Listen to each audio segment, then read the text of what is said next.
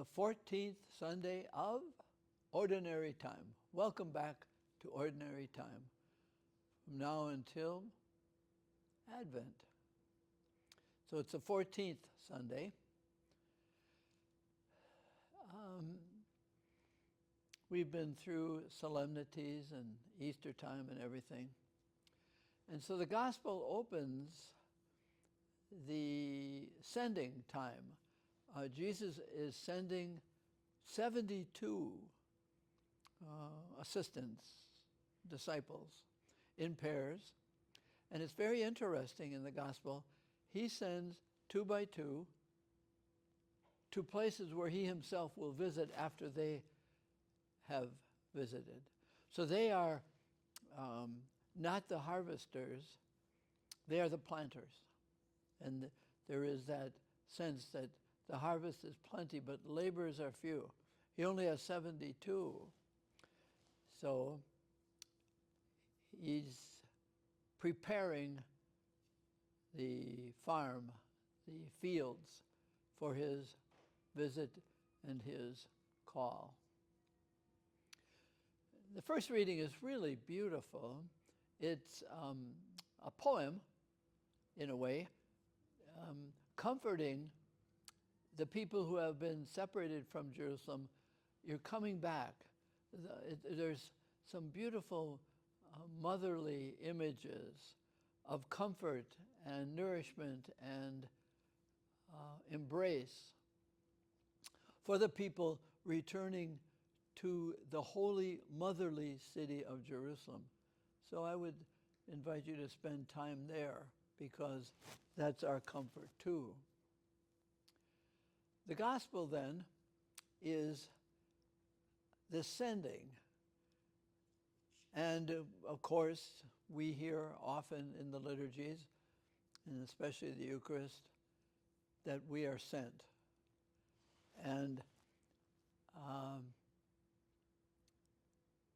I was praying with this myself. The rest of this chapter, we're going to have 2 more stories from this chapter 10 of Luke's Gospel, the next 2 Sundays.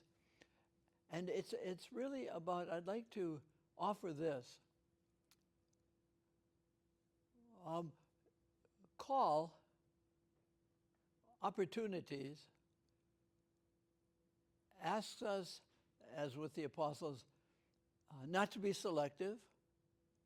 That is, he's saying you got to let go of your money, anything you rely on. So you've got to be independent from what you provide and dependent on what he's going to give you to do. And you're going to be sent out. And we don't like to do things, it's a real fear. What if I'm not popular? What if I'm not accepted?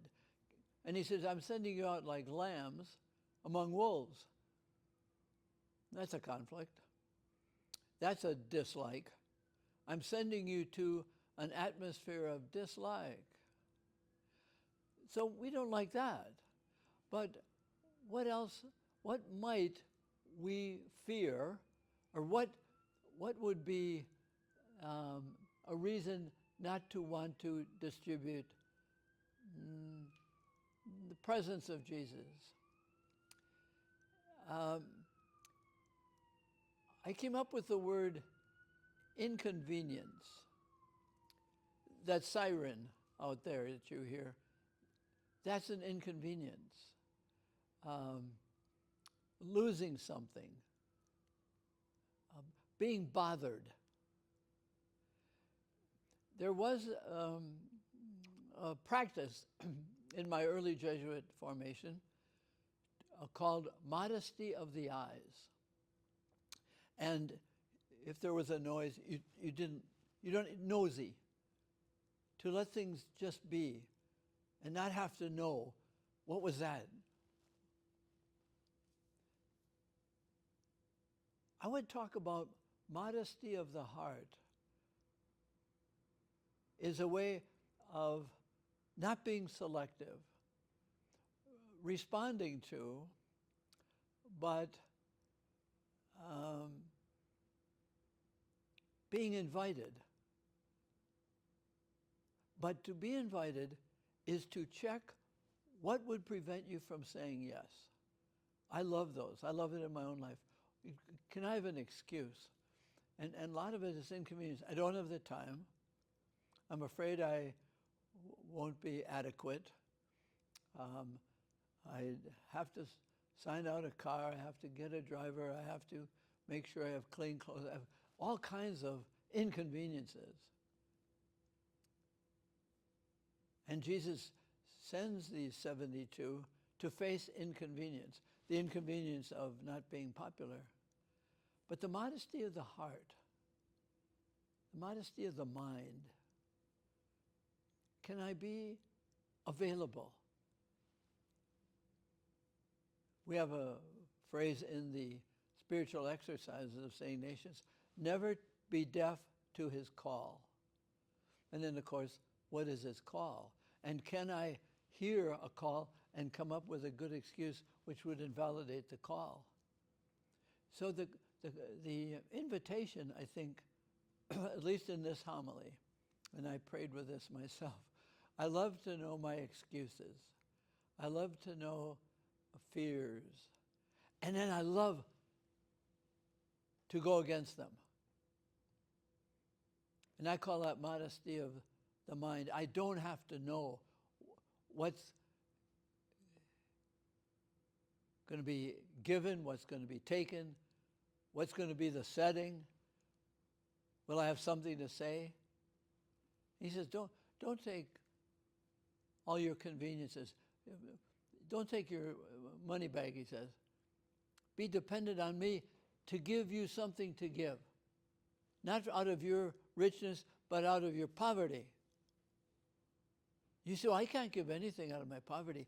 That's the perfect phrase, spirit, to say you will have to give me what I am going to do. This morning I had to give a homily at a funeral, and I was wordless. I mean, I didn't know, was I saying the right thing? Was I a help to the community? I don't know. And I took my bag of nothing. Give me, Lord, words, ideas, thoughts, pictures. That's hard to do. And I prepared, but right before I started speaking, I said, you give me the words, bless the words that I have prepared. And I showed up. Maybe it sums up this way. It takes humility to be surprised.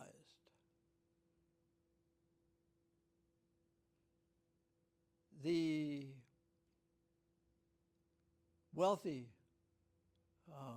proud person, the controller, I've got to do it right. No, showing up is how I'm being right. It takes humility to be poor enough to be surprised.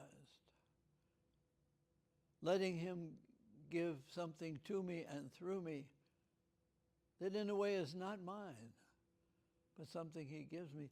This is our spirituality. It goes against our cultural psychology that says, you better be adequate in everything you do. Otherwise, yes. And then you're like a lamb eaten up by the wolves of discard, rejection. I didn't come to be accepted. I came to be a presence. And what I do, I prepare, not that I am the second coming, I am preparing for his coming. He comes to us in the Eucharist.